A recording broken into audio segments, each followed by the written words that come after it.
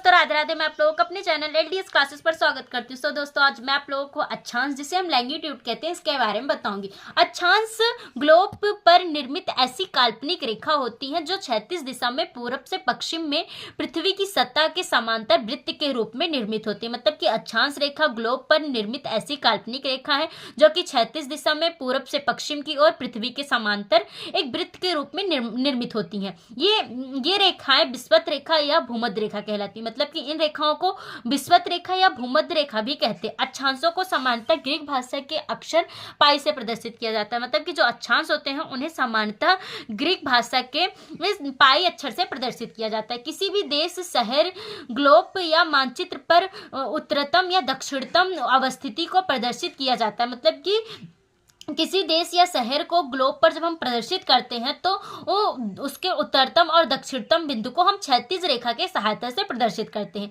पृथ्वी का सबसे बड़ा अक्षांश पृथ्वी के मध्य से निर्मित होता है जिसे भूमध्य रेखा या विषुवत रेखा या जीरो डिग्री रेखा के नाम से जाना जाता है। मतलब कि जो सबसे बड़ा विषुवत रेखा होता है वह पृथ्वी के मध्य से निर्मित होता है। अतः उत्तर में स्थित अक्षांश को उत्तरी अक्षांश तथा दक्षिण में स्थित अक्षांश को दक्षिणी अक्षांश कहा जाता है। मतलब कि जो उत्तर दिशा में स्थित होते हैं उसे हम उत्तरी अक्षांश कहते हैं और जो दक्षिण दिशा में स्थित होते हैं उसे हम दक्षिणतम अक्षांश कहते हैं।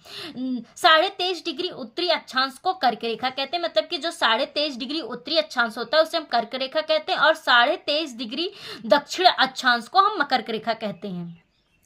मकर रेखा सूर्य की लंबवत किरण के लिए सीमा रेखा होती है। मतलब कि जो मकर रेखा होती है वह सूर्य की लंबवत किरण के लिए एक सीमा रेखा होती है। इन दोनों रेखाओं के मध्य स्थित क्षेत्र को उष्णकटिबंधीय क्षेत्र कहा जाता है। मतलब कि विषुवत रेखा और मकर रेखा के बीच में स्थित जो क्षेत्र होते हैं उसे हम उष्णकटिबंधीय क्षेत्र कहा जाता है।